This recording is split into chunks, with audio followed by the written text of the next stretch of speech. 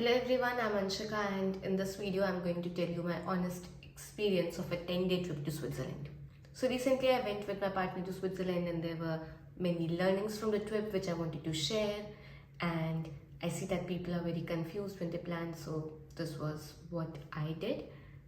And yes, let's get started. So in this video I'll be talking about several things. First I'll cover where all we went and how many days we spent there, where we stayed and how much it costed us. Secondly, I'll talk about where we did not go, and then I'll do an analysis of how much we spent, and finally what we liked and did not like about Switzerland. Then I'll end with the mistakes and learnings from the trip. So first I'll talk about where we went. So this was a 10-day trip and we live in London. So we took a flight from London to Geneva. We planned it in such a way that we moved from West Switzerland to East Switzerland. So the travel is minimized, and we stayed in 4 different locations. So we started from Geneva, then we went to Bern, Interlaken and finally Zurich, and we flew back from Zurich to London. So first destination was Geneva. We stayed for 3 nights, and that is because the first night we stayed, we arrived very late at night. So we were approximately 2 days in Geneva. So while in Geneva, we stayed at this hotel called Hotel Atlante, and the interesting thing was that this hotel is not even in Geneva. It's not even in Switzerland. It's in France, in a city called Annemasse. So that is because France and Switzerland share boundaries, and this place is at the boundary. We got this hotel because this was the only hotel left which was in our budget, because we booked just 1 week before going. And this is a huge mistake that we did, and I recommend you to not do this mistake at all. So usually when you are traveling to Switzerland, hotels give you a free pass which you can use to travel around the city. We got that pass from the hotels where we stayed later, but since we were not staying in Geneva, we did not get that pass. Okay, about this hotel, it costed us £217 for 3 nights, and the hotel was a 3-star hotel, but the rooms were very small and it was like quite outside the town, and it was not properly in Geneva, so Swiss francs were not working. You have to use pounds. So yeah, I would recommend, if you're going to Geneva, stay in the old town, because that is the most happening place. Most of the places that you would see in Geneva around that, and it's really very beautiful. We also went to CERN in Geneva, which is the place where LHC, the Large Hadron Collider, is, and if you do not about it, you would have studied it somewhere in your physics book. One thing about CERN is that they give you free live tours, and you cannot book that tour in advance. You have to go there 1 hour prior to when the show starts, and it's on a first come first serve basis. So we did not arrive on time. We were late by 10 people and we did not get the live show. But there was a free museum as well which we explored, and it was really good. After Geneva, we went to Bern. Bern was the next stop, and we took a train from Geneva to Bern. In Bern, we stayed for 2 nights in a hotel called Prisotel, which is again a 3-star hotel by Radisson. And this hotel was really nice. It costed us £237 for 2 nights, and the hotel was very spacious. It had great breakfast, but breakfast is not included in this £237, by the way. Also, the location of this hotel was very great because it was at walkable distance from the Bern Old City, and we used to walk there every day for 2 days. So it was really good. Again, most of the things to do in Bern lie around the Bern Old City, which is again very beautiful. This is the view that we get from standing on the bridge, and it was full with tourists around the world. So we walked up and down the bridge, which was also a very great workout. Personally, I feel that Bern can be explored in 1 day if you just want to go around the old town. We went for both of the days in the old town just to explore it, just to appreciate its beauty. The hotel which we stayed in, the Prisotel, had a very wonderful view from the window as well. So we spent half of the day there, relaxed, and we went to the top bar which is in Prisotel. It had really great alcoholic and non-alcoholic drinks. So That was about 2 days in Bern.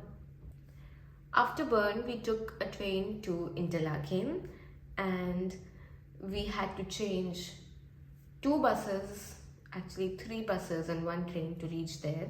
So it's a town in Switzerland, and if you are familiar with movies like ddlj, some of the scenes are shot there, and Interlaken has a lot of Indian tourists.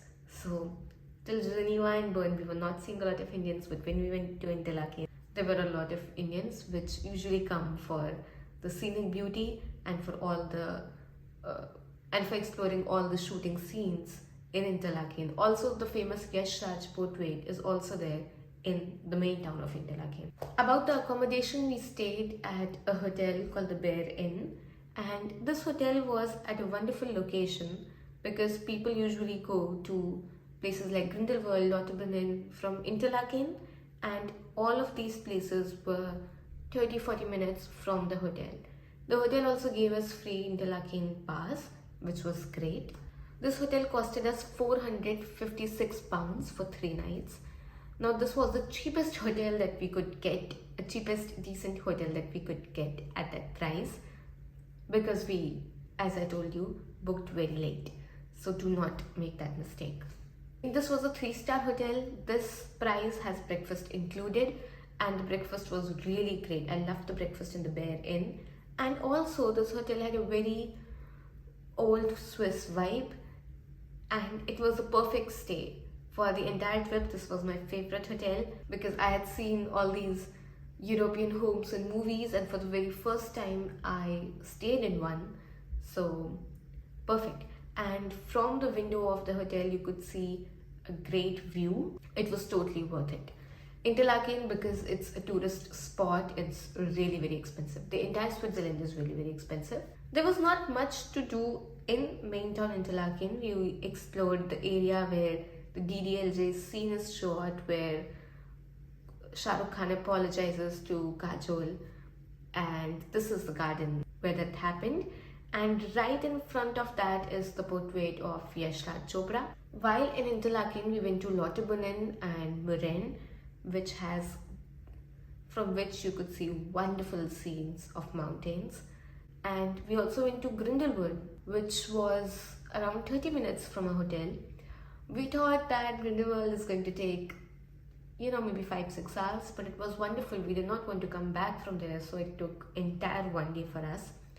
We went to Grindelwald first, which is the highest peak over there, and we did certain activities. For example, riding the Trottybike scooter, and which was the best adventure I had. And second was a glider where they take you up and down a mountain on a glider. It was very scary, but worth the adventure. I was just afraid I do not drop my specs and myself. Okay, so after spending 3 nights in Interlaken, we went to Zurich, and we just stayed for 1 night at Zurich, and the next day we had a flight from Zurich to London. Okay, for the accommodation, we stayed at Placid Hotel, which is a 4-star hotel, and it was a really good hotel with an amazing view. It was, but this hotel also did not give us intercity pass. We had to buy all the tram tickets in Zurich. Now, we were mostly tired from the trip, and what we had planned to do in Zurich was go to the Lindt Chocolate Museum. But when we got there, we realized that we are staying for Saturday and Sunday, and all the tickets were sold out. So this was one of the biggest mistakes that we did, that we did not check it and book it in advance.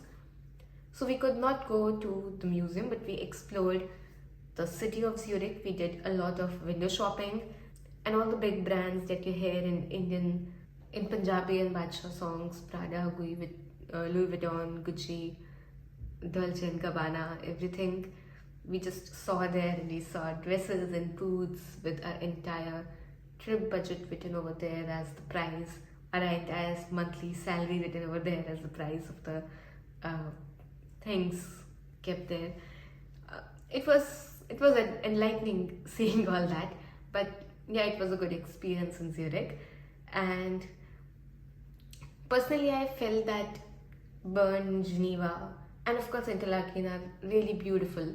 Zurich has more of a city vibe. So Yeah, we just explored the city, walked around, and then we took a flight back from Zurich to London. So this was all about where we went in different parts of Switzerland. We had planned to go to a lot of places which we did not. For example, Lausanne, which is 1 hour away from Geneva. But we thought that if we are in Geneva, let's just get the essence of that city. So maybe next time. Lucerne and Gstaad were two other places which we did not go because we did not get the time. Gstaad is one of the places where most of the Bollywood movies are shot. When they say Switzerland, it's mostly Gstaad. If you're a fan of Only Desi, he has shown some bakery and some places where all of the Bollywood movies are shot, and that places are in Gstaad. So if you're a fan of Bollywood movies and the locations, consider going there. And maybe next time I'll also go there. This was not a budget trip that we planned.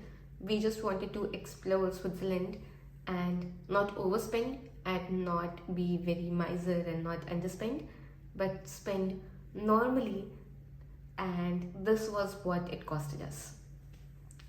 First, for accommodation, I've told about the prices for several hotels when I was going through them. So accommodation costed us approximately £1,170, and please note that I'm talking in UK pounds, and that is because although we were paying in Swiss francs and euros when we were in NMSA, but the money which was deducted from our Monzo UK bank account was in pounds. So we have the information in pounds. So in accommodation, we spent a total of £1,170. This also included the breakfast whenever we bought it in the hotel itself. For food, and this was particularly expensive, we did not thought that we would spend that much amount in food, but we spent approximately £700 in food. And well, it might seem like that's a lot of money, but Switzerland is a very expensive place, and any meal that you take would cost you not less than £10. So if there are 2 people eating, for lunch they'll spend 20, and for dinner at least 20, so 40. And if you're in Switzerland, you will have some Swiss chocolate, sweet dish, something, or some drink, a coffee, or an alcoholic drink, or a non-alcoholic drink, and it'll cost you some money, which would take the average around £60 per day. So we were around that average throughout.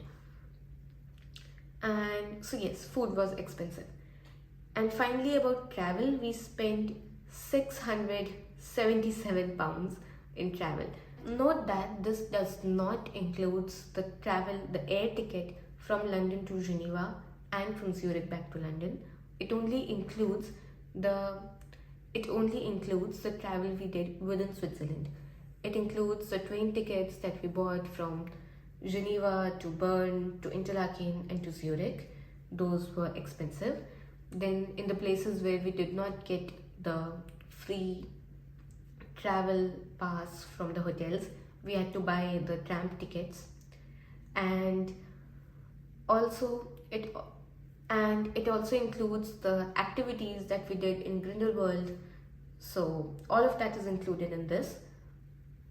One question that we had before going to Switzerland was that we buy the Swiss travel pass, and turns out for our case, it turned out that it was actually advantageous that we did not buy it. We actually saved some money.